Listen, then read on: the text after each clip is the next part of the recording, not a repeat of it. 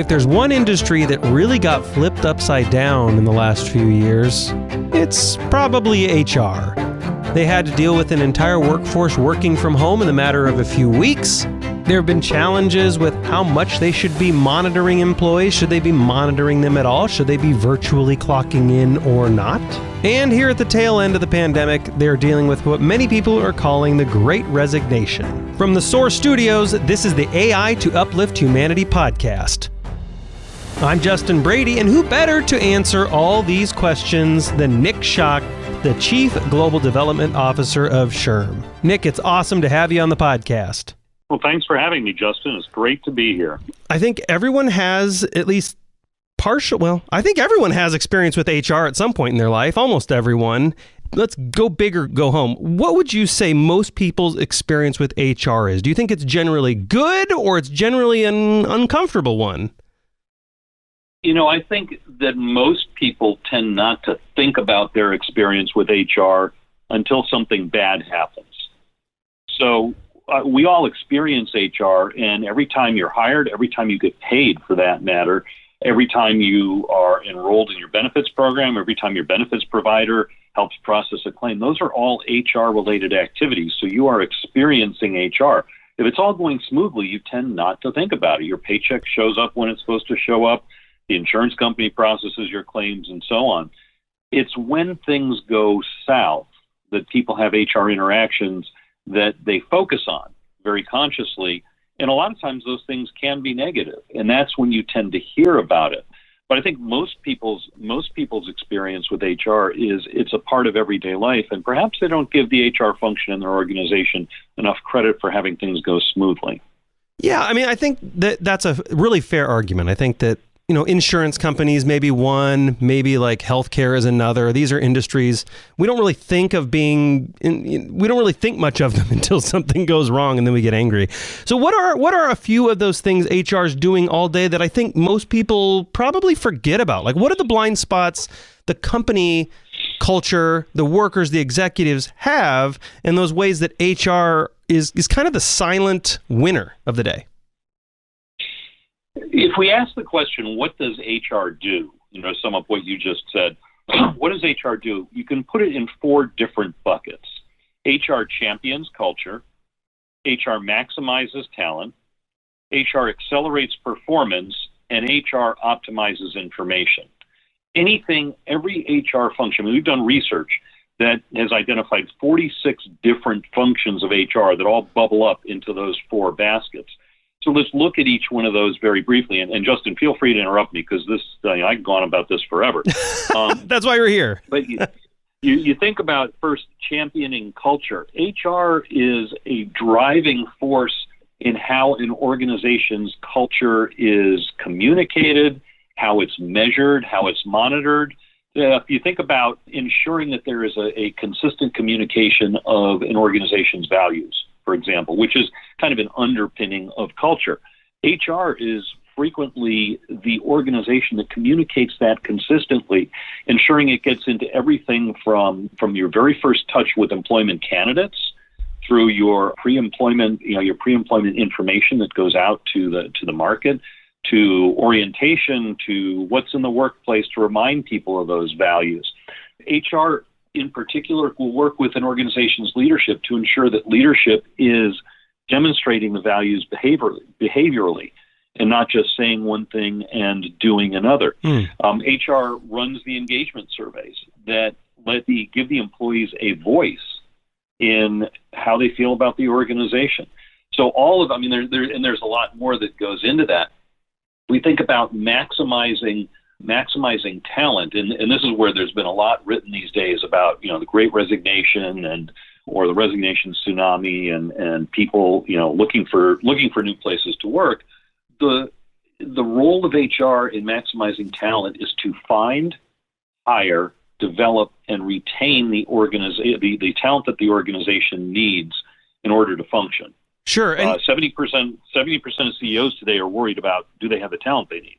Right? Oh, yeah. So everything that goes into that, from acquiring talent, through recruiting, to the hiring process, to how you pay people, to how you reward people. All of those things bubble up there.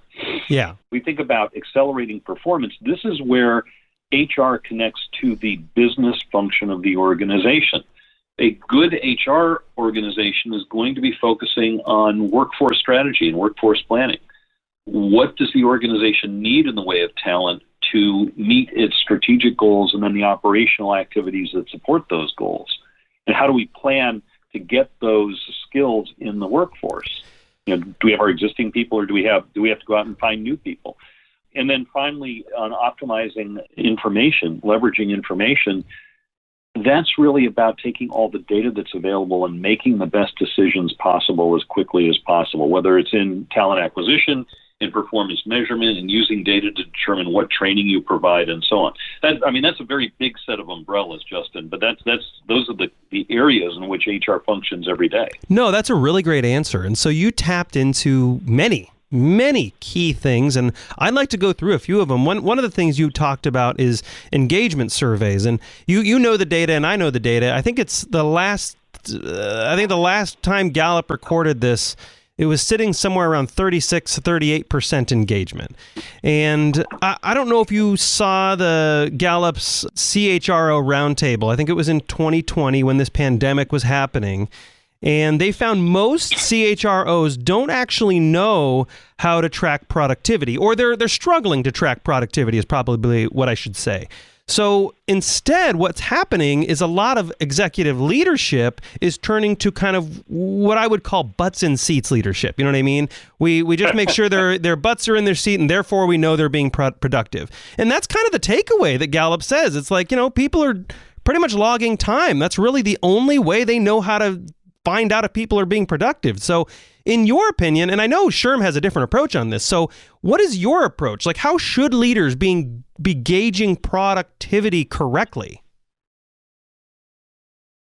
It's interesting because I've been a leader for longer than I care to think of now. And for me, the measure of somebody's productivity is not whether they're sitting in front of the seat, because I can think of numerous times when right. I walked up to somebody sitting in a seat in front of a computer and they've been playing solitaire or something, What's wrong with that? So, wait a minute. Hold the phone. Just kidding. Go ahead. Well, that's a different kind of productivity, Justin.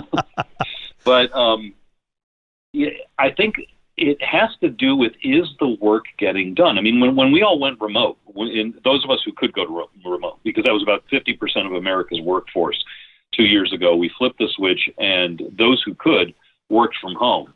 When we all went remote, you couldn't see what people were doing. You had to rely on, is the work getting done? Now, there are, I think, people who are focusing on, well, I can't see them, so they must not be getting the work done. There's not a lot of trust there, so that says something about the organization's culture. Good point. Very good point. But you're also losing track of some of the fundamental business metrics. If I look, for example, at revenue per employee, that's a really interesting metric that I can track on a weekly, monthly, annual, quarterly, annual basis. And that tells me something about the productivity of my organization compared to the productivity of other organizations in my industry. Revenue per employee, there's not like one universal figure that you use, but it'll be different in service businesses than retail, for example. By the way, it's a lot easier to see who's being productive in retail than it is in a typical service organization. Another is the work getting done? What's customer satisfaction? Are customers satisfied or not? If customers are not satisfied, is it because the work's not getting done or not getting done well? These are all indications of productivity that are much more meaningful than whether or not people are sitting in a seat somewhere looking busy. Right, exactly. I've spoken to people in the past, like Avi Steinloff. He's the CEO of Edmunds.com. And Laura Vanderkam, I'm sure you're familiar with Laura Vanderkam. She's the author of I think it's the New Corner Office, I want to say. And she kind of mentioned that a lot of leaders have a tendency to focus on time instead of task. And this is exactly what you said, and you agree with Laura, which is we need to be simply saying, what tasks are you doing? Are you completing those? How can I help? Rather than, are you logging in at 8 a.m.? And one of the things I think that happened is once everyone went from home, and you said that leaders didn't see people working, they got concerned, is we see the rise in all this employee monitoring and employee productivity software. In some ways, the workplace is starting some workplaces, because there are good workplaces and bad workplaces, as you know. But in some ways, I feel like the workplace is looking more like the Truman Show rather than a workplace. And Microsoft. I love Microsoft. Satya Nadella over there, the CEO, incredible human being, great leader. But Microsoft is even introducing what it calls the productivity score. So is this software, like monitoring application access, monitoring employees, is this the right way to go? Or is it just come back to, hey, like you said, just trust your people and help goal set a little better? And it's goal setting and trust with an element of verification, right? There's a trust but verify. And how far you go on the verification is where I think you get into a problem. Sure. In many cases, the verification happens by the fact that the work is getting done, customers are paying their bills, or buying things, and the organization is functioning effectively. Back when Frederick Taylor was doing all his organizational studies in the early 1900s, everybody was under a microscope, right? Right. You don't hold the box this way, hold the box that way when you move it from pile A to pile B, and so on. And while that was effective to optimize processes in a manual, labor-intensive model, when we get to knowledge workers, that's not effective. And there's a proverbial story of Henry Ford, who hired an efficiency expert, and the efficiency expert did all his studies and went to report, Mr. Ford, I'm giving you my final report, but I got to tell you, more than anything else, if there is one thing you do, there's a guy. Every day I walk by this guy's office. He's sitting in his desk, and his feet are up on his desk, and he's leaning back in his hands, and it looks like he's asleep. You've got to fire that guy because he's a bad example for the rest of the organization. And Henry Ford looked at the efficiency expert and said, well, young man, there's one thing you don't know. About 10 years ago, that man in that chair came up with an idea that saved me $1 million a year. Yeah. And I am perfectly willing to pay him $3,000 a year to sit and sleep if I get one idea like that every 10 years. So, again, productivity is, in knowledge industries and service industries, it's a different thing. And it's not just the amount of time. Now, we can study this. There are a lot of things you can study. And certainly from a productivity perspective, that's not to say an organization shouldn't employ measures to restrict people's access to online shopping sites or to YouTube if YouTube isn't part of their job, and so on. I mean, you don't want them playing games at their desk, but that's different than scrutinizing everything that they're doing. Yeah, exactly. And I always think of one of the famous examples of this, because there was a friend of mine who was talking about call centers, and he's like, well, I think monitoring, employees is okay in a call center scenario because they need to get certain calls in. And I pushed back on that. And I'm like, well, okay, but tell me how Zappos did so well then, because they're actually encouraged to build relationships with people on the phone and waste as much time as they need to. I think the record Zappos call was like, someone can Google this, but I think it was like something like 6 hours or something with a lady, and this employee was just talking to him. And I've called Zappos, and within just minutes, they feel like they're your best friend. And so, like, what's the value of that? And I think one of the most difficult things, not just HR, but executives are struggling with, is how do we put a price, or how do we gauge that value? So, as you've correctly illustrated, it's a very, very difficult thing to monitor, and it's a very, very difficult thing to judge. I wanted to get into another thing you said about the Great Resignation. I think on LinkedIn, you called it the Great Reevaluation, which I really like. I'm hearing a lot of doom and gloom, and everyone's leaving their jobs. You're going to have to double your pay to get anybody. They're not going to come. Is this actually happening, though? Because one of my contacts at, I'll just say, a news agency was saying, we're not actually seeing this as widespread as being reported. We're seeing it only in like certain niche industries, hospitality for one. So is this really happening? And in the industries it is happening, what should people be doing? What should executives, HR people, CEOs be doing? I think it's definitely happening in certain industries. Hospitality, food service, we're seeing a lot of that. You can look at the statistics. Right now, there are more than 10.5 million unfilled jobs in the U.S., and those aren't all newly created jobs. I mean, so that means people who are leaving jobs. That's exacerbated a little bit because the workforce participation rate is down about 1.5% since the start of the pandemic. So you've got this two-way gap of some people leaving jobs, other people deciding that they aren't going to participate in the labor force traditionally anymore. And so that creates a statistical impression of something going on. There's an interesting article, I think, in the Washington Post about a week and a half ago about restaurant workers who had quit and then coming back, but what are the restaurants doing to bring them back? It is a lot of people in the lower wage professions, people who are working for minimum wage or a little bit above that, they have a higher tendency to walk and look for something else. So you look at what, say, Amazon is doing now. Amazon is providing health care to every employee at the day they start. That used to be unheard of for people working in warehouses. And this is every employee, not, whether they're working in a data center or working in a warehouse or whatever. So employers are looking for ways to become more competitive. Others are, you probably just saw what Dolly Parton did. And Dollywood, Dollywood thing, she's going to pay for education for anybody who wants it. Now, there's a set of conditions around that. You have to work with their partner schools and things like that. But still, you're looking at alternate paths to becoming an employer of choice. And that doesn't mean you have to raise everybody's salary. I think there are people who leave for absurdly high salaries. We've seen that at SHRM. We've seen a couple of our people leaving for crazy money, but they're going to crazy demanding jobs too to get that crazy money. We had one person who moved from the Washington, D.C. area to the New York area. Well, of course, that carries a premium too, taking on a job that is going to really demand New York-style intensity. And you're going to pay for that. But if people just look at it and say, oh, so-and-so got an X percent raise by shifting jobs, it's the same kind of thinking when people think, you know what, this is a great time for me to sell a house because it's a seller's market. I'm going to sell my house until they answer the question, well, where are you going to live? Right. So it's that same kind of thinking. There is movement. There are people who are deciding, I don't want to do this anymore. Eventually those people are going to have to eat too, and they're going to have to come back to work somewhere. Yeah. So they're just not disappearing. And when they do come back to work, they're back involved with HR. They're trying to get a job. They're interviewing. They're putting out applications. And this is one spot. I've been in this spot. I'm sure you've been in this spot.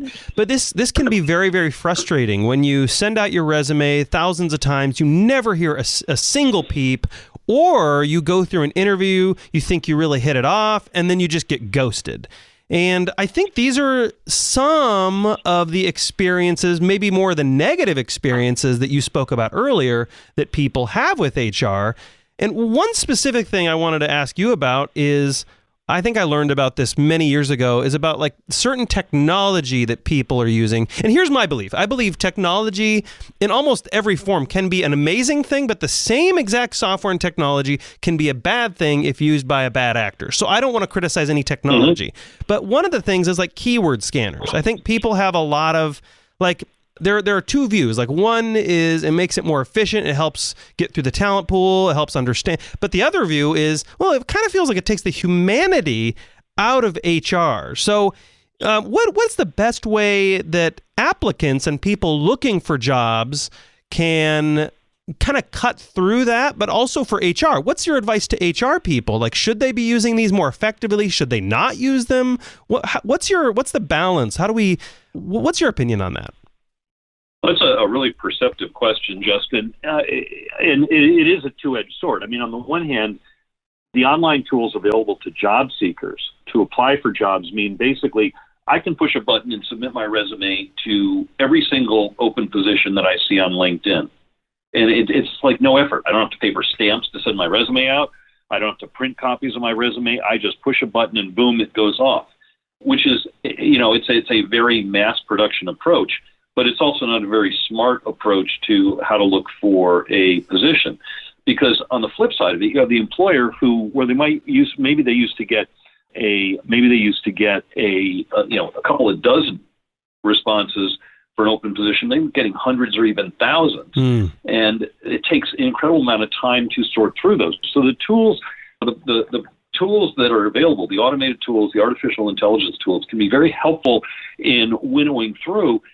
And if used properly, they do it the same way that a human would. So if I'm reading a resume, I'm reading somebody's resume, I'm looking for, does this person have experience that relates to what I put in the job description in what's out there? If I'm looking for a project manager, do they have solid project management experience? With what size projects? Over how much time? And if you're using the enterprise software appropriately, you program it to look for those terms, the terms that are in the job description. Now, one of the pitfalls that you don't want to fall prey to is the issue of coding bias in, because that's sure. what happens sometimes with those systems. If you have a biased approach to evaluating resumes, which you can have in a person too, and then you just code that biased approach into the system, you just make those biased decisions that much faster. That's a problem. It's a downside, but with attention to it, you can use the systems very effectively. But as a job seeker, you want to make sure that you're not just spraying your resume out to every possible opening, hoping you get something. Take the time to tailor the resume. Take the time to tailor a cover letter. Put in the key terms and the key phrases from the job description, or highlight them. So if you're looking for a project management job, but you want to apply to a project coordinator position, change project management to project coordination so that it ties to the job description, and you have a greater likelihood of being run through the first round of screening. Because what the organizations will do is they'll apply the software and they'll come up with a pool. It's not like the best match, but it'll come up with a pool of, here is a pool of candidates that appears to meet the criteria, and then the talent acquisition takes over in evaluating those folks. I mean, it has to be used smartly on both sides. Right. Yeah. And that's a fair distinction. I think one of the risks that I see is, how do I best say this? If you're plugging in things, I'm guessing people are plugging in requirements that come from previous employees in that role. And, if HR people are plugging in previous requirements, previous roles, previous, Bill did a great job at this, and Bill did a really good job at this, and he did X, Y, and Z, so we're going to look for X, Y, and Z in a new candidate. Do companies risk just getting cookie-cutter employees that look the same, and do they miss out on maybe non-traditional roles that would maybe be better at the job? And I think of an article in the Wall Street Journal I just read last week about teachers and how teachers are leaving the education field in droves and going corporate. So I think a lot of teachers listening would be like, yeah, but I can't, there are like no jobs out there I can actually plug myself into. I would be a non-traditional candidate. So what's your advice for HR people trying to recruit some of that talent, but also for non-traditional job seekers trying to hop industries? Flexibility for the HR folks. Flexibility and agility. I mean, especially now when it is a job seeker's market, you can't be so restrictive in looking for the pink unicorn with the golden horn that you that's the only person that's going to fit. In fact, things that we advise even are looking at things like education requirements. We have these legacy requirements for must have a college degree. Well, ask yourself the question, why? There are certain places where I want somebody with a college degree. If I am hiring an engineer who's going to be building bridges, I want that person to have an engineering degree. But on the other hand, if I'm looking at a number of the positions that we have, say some of our sales positions. Look, it's great. People go to college, they get an education, it helps them in their career. But I don't think you need a college degree to be an effective salesperson. There's a whole other set of skills that actually can contribute to success in that profession. So turning back to the job seeker, then, if you're a non-traditional candidate, you have to figure out how to abstract the skills that you have and present them as applying to the workplace. I'm going through this with my 22-year-old daughter now, who's a senior in college, starting to look for a job. One of her past employment experiences has been as part of the leadership team in a summer camp, where she is responsible for other camp counselors. She does some counseling herself. She's responsible for the well-being of dozens of 8 to 12-year-old girls at any given point in time. So a huge amount of responsibility, leadership responsibility, ensuring that the counselors are motivated, that the counselors are putting the right kind of care and attention to the kids. So my question to her is, okay, how are you going to describe that in the context of more generic skills that are of value to any organization? If you think about teachers, what the organizational skills that they have to have in terms of planning and carrying out a learning program that meets the needs of a wildly diverse population. You think about the students as a diverse customer set, for example.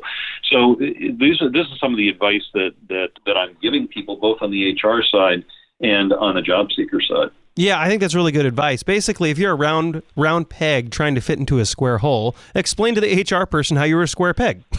It's basically, framing it correctly. Or explain why maybe they're not necessarily looking for a maybe the hole is rounder than they think it is. Sure. Oh, that's fair. That's really fair. You talked about your daughter, and I was, again, creeping on your LinkedIn page as I do when I prepare for interviews. And is this the daughter that you made that kind of, it was a post about inclusion on LinkedIn? Is this the same daughter? Yep. Okay. Same daughter. So I was speaking, this is funny because I was speaking to an HR recruitment executive, I think it was last week or 2 weeks ago. And she mentioned a fear. There's this fear in HR that executives have around the topic of inclusion. That was the topic of your post. And this is a quote, not from her, but she told me, this client told her this. We want an inclusive environment, but we fear lowering the bar to hit our goals. This is their quote. So it seems to me, and I hope maybe I'm wrong, but it seems to me many companies view inclusion as exclusive. So how should people be approaching this correctly where they're not viewing it through an exclusive lens, but they're really viewing it in a value add to the candidates and to the company? So inclusion isn't about... It's not a narrow definition, right? And it sounds like that person was working with a very, very narrow definition of what is meant by inclusion. If you think about how an organization employs people, it needs to employ people with a certain set of skills. In order to bring the skills in, you can build them, which means you train people to develop the skills. You can buy them, which means you hire them, or you can rent them, which means you contract out for them in a gig economy style. So build, buy, or rent. How are you going to get the skills that you need? Beyond that, the skills that you need, then there are no other characteristics that should be particularly germane to your hiring decision. So by definition, you should be looking to include as many candidates as possible, regardless of these other definitions. Now, things that we know about diversity and inclusion are that, especially with underleveraged talent pools, sometimes you create focused inclusion programs to help those talent pools fit into the organization. So veterans is a really good example. Our active duty military who get out into their first civilian job typically have 50% of them switch jobs within the first 6 months. Wow. In part because it's hard to settle in. I mean, in the military, you've got a vocabulary, you've got a routine, you've got all of this structure around you that doesn't necessarily translate immediately to the civilian workforce. So organizations that have appropriate veterans inclusivity programs they'll either assign the veterans buddies, maybe other veterans who are in the organization. They will work to help the veterans acclimate so that they feel more at home in this new culture, where if they're just left on their own, they might feel adrift. Another example, if you're looking at people with disabilities who can be uniquely suited for certain roles.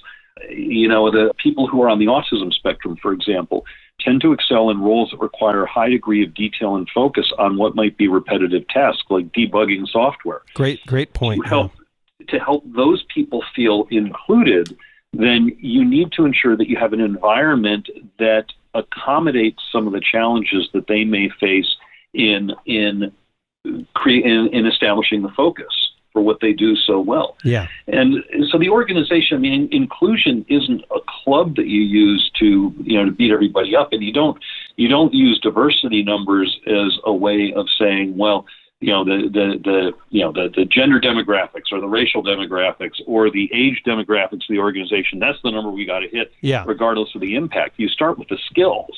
Right. And then you work on how do we get the people into the roles that we need. It's incredible. It's a really, really good answer. I'm going to replay that maybe 10 times. I kind of have a lightning round I want to get with you before you log off here. Who is the greatest mentor or teacher in your life that saw something in you that perhaps maybe you didn't see in yourself? Ed Phelps. He was the owner of the first private company that I joined back in 1989, a company called ESI International. And he was the founder, master entrepreneur, and didn't see in me a replica of himself, but somebody who could fit into the business and help his business grow, which we really did over the next decade. That's very cool. What do you think he saw, if you don't mind me asking? I think he saw somebody who was capable of learning. I think Ed valued that. It was an education business, so you would hope learning was a part of it. But he saw somebody who's capable of learning and applying that learning in the organization, and that was a value to him. When did you personally shift your attention? Because you were in cybersecurity before. When did you personally shift your attention into HR as a way to uplift humanity? I've been at SHRM for 4.5 years, and at this point in my career, SHRM is a great place to be because we can span the wide range. I mean, everything we were talking about before. Before that, I spent more than 30 years in learning and development, so that's HR too. And 20 of those years, I spent as a CEO or a president of different companies and different organizations. And if you're not concerned with people in HR as a CEO in a service industry, you're probably in the wrong job. So HR has always been a huge focus. Now it's able to be my full professional focus, and to have this opportunity really to have an impact on hundreds of millions of workers. Yeah. And last question before I let you go is, what was one book that changed your life, and how did it change your behavior? One book that changed my life. A book that I keep coming back to all the time is The Awakening by Kate Chopin. It's a short book. It's written around the turn of the 19th century, and the focus is a woman who is becoming aware of her individuality as opposed to just being the property of her husband. And there's a lot more to it than that, so I'm really oversimplifying. But the fact that, I read it in high school, and it was the first time as a white male that I had thought of this concept of a person really feeling like she was chattel to somebody, that she was owned by somebody, and what it meant for her to get out from under that. And the book doesn't have a happy ending, but it's a book that's always stayed with me. And when people ask me to recommend books, it's always on my list of books that I recommend. Did it change your behavior because it helped you see perspectives outside of your own? That's kind of what it sounds like you're saying. That's exactly it. It changed the way that I looked at people, and it kind of opened my eyes a little bit to trying to put myself in people's place. It started a beginning of the road to empathy, if you will. Yeah. Journey that I'm still on. I don't think you ever get there, but yeah, that's that would be the impact of that book. Yeah, and it sounds like that book, based on your answers and based on the interview today, it sounds like it's still very much impacting your life. Nick Schacht, Chief Global Development Officer at SHRM, thank you so very much for spending time with me and all our listeners today. I truly appreciate it.